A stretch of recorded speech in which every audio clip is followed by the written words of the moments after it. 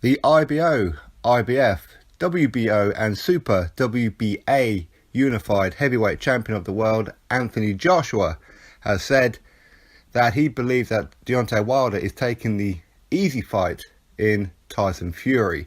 And he spoke briefly about it, and this is what he said, and also about a potential fight between him and Wilder at some point as well. Anyway, this is what Anthony Joshua had to say to Sky Sports. Me and Wilder, we have to fight. There's no two ways about it. Remember, we've been negotiating since I fought Carlos Takam last year. I've been trying to get a fight with Wilder. It's been ongoing for a long time. It feels very difficult. That is why I know the strategy is for him to fight Fury after a 3-year layoff. He's got a good chance of beating him. He will boost his profile, so when he comes back to the negotiating table, he will have a better leg to stand on.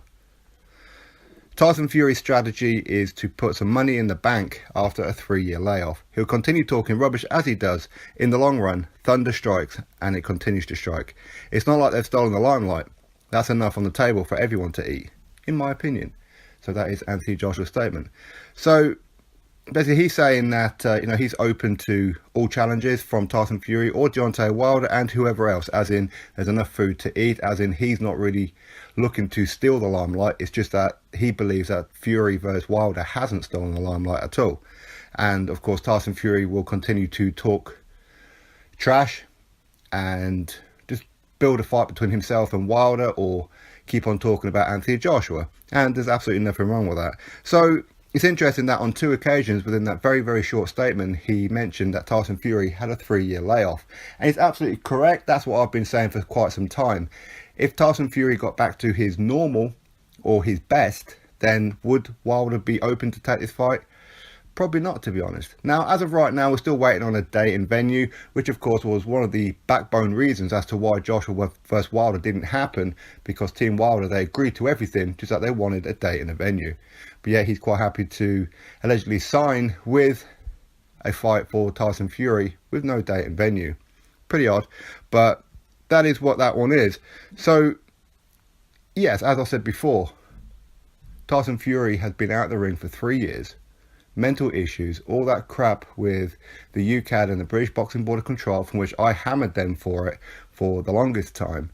And after 3 years of coming back and fighting someone like Sefer Seferi and Francisco Pianeta, it's not a good warm-up. It really isn't. It's good that he took these fights as a comeback after all that time and everything that he's gone through, but as preparation for Wilder, for me, that's not a good preparation. It really, really isn't. Now, I would love to be wrong, and I would love Joshua to be wrong on this one as well. So, he's picking Wilder to beat Fury, as I am too. But I really want to be wrong. In all honesty, I really want to be wrong. Now, I know there's like a lot of hardcore Fury fans out there. I'm a hardcore Fury fan as well. But, I'm not delusional. The Tyson Fury that we've been seeing is not the Tyson Fury that fought Klitschko or the Chisora rematch or Christian Hammer. That's not the same Tyson Fury. I'm telling you right now, it's not. So let's be real about it. Deontay Wilder, he's taking this fight because it's a big money fight and there's a lineal on the line. That's why he's doing it. It's an easy fight. It's what Wilder's always done his entire career. Let's be honest, but yet he's criticised other people for it, which is bizarre, absolutely bizarre. So a 3-year layoff, and Deontay Wilder is quite open to fight Tyson Fury with no day and venue, but he wasn't willing to do it with Anthony Joshua. And let's be real, Wilder has been avoiding Joshua for quite some time. He had a contract on his desk and refused to sign it, even though he agreed to everything. So he avoided that fight. People talk about the 50 million. As it was proved, Frank Warren dropped the bone straight out of his mouth when he said that the 50 million was coming from BT Sport. Not Al Heyman, not anywhere else, coming from BT Sport. Anthony Joshua can't fight on BT Sport. He's legally obligated to fight on Sky. So again, that whole 50 million, that's pie in the sky. People keep talking about the Barry Hearn thing. Barry Hearn's not involved in matchroom boxing. He really isn't. So again, Barry Hearn and him saying that in an ideal world, financially wise, even though he's an accountant himself, or was before he got into the promotion game, it's all about finances. A fight between him or Joshua and Wilder is bigger in the future to what it is right now, from a financial point of view. But even then, it makes no difference. because he's not involved. He really isn't involved. So people can run with that story, and all people want to do is try and put blame onto Team Joshua when they're the ones who reached out to Wilder, when they're the ones who put in physical offers, actually sent contracts. They're the ones, but yet Joshua's avoiding. That doesn't make any sense whatsoever. So Deontay Wilder, of course, he's taken Tyson Fury because it's an easier fight for him. That's why Tony Bellew has been calling out Tyson Fury. That's why plenty of other people have been calling out Tyson Fury, because they see him as vulnerable and easy to beat now, rather than wait another year or so down the line. I mean, Anthony Joshua, when Tyson Fury was coming back, of course Tyson Fury's been talking about Joshua for the longest time, and even Joshua said, listen, you and me ain't going to happen yet. You need to get back to your best before you come see me. That's his words. He was being a man about it. I want to take you on when you're at your best. I don't want people saying that I beat you before you was ready. Wilder doesn't have that mentality. Wilder's always had the mentality of the easier fights. Not easy fights, but easier fights than what other options could be. A fight against Dillian Whyte is a dangerous fight. That's why Wilder doesn't want it. Even against Dominic Brazil is more dangerous than Tyson Fury. And I don't like saying that because I'm a Tyson Fury fan. And I know Wilder fans, or a section of them, and a section of Tyson Fury fans who are the fanatical ones, will not understand any of this point. They won't understand it. Because for them, they're quite happy and condoning Tyson Fury to get in there and get his ass handed to him.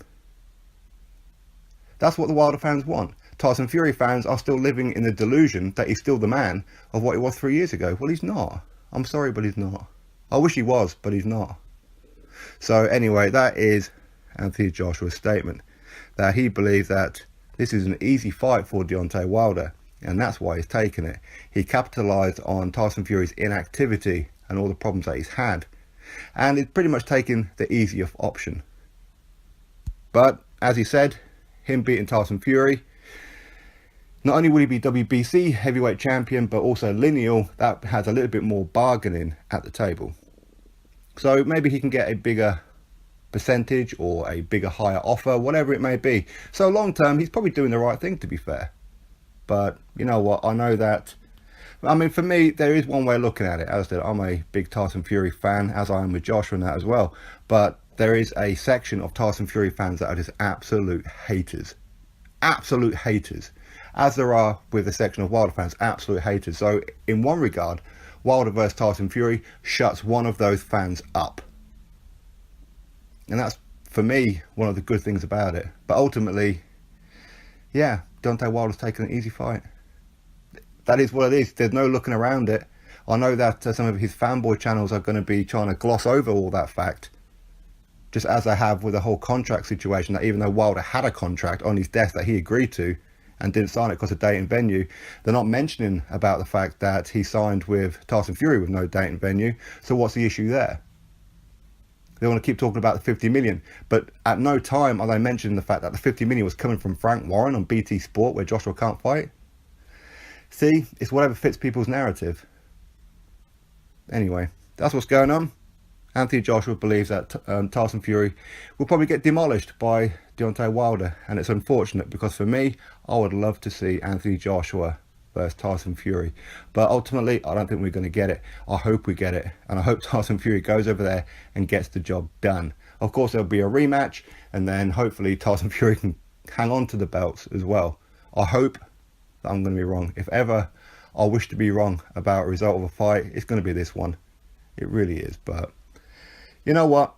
All we can do is wait now, wait for the date in the venue, even though it's 99% done, 3-4 weeks ago. So that 1%, well, it must be a real tough hurdle, right? But anyway, that's what's going on. You drop your thoughts below, click that thumbs up and subscribe. You let me know what you feel of Anthony Joshua's statement.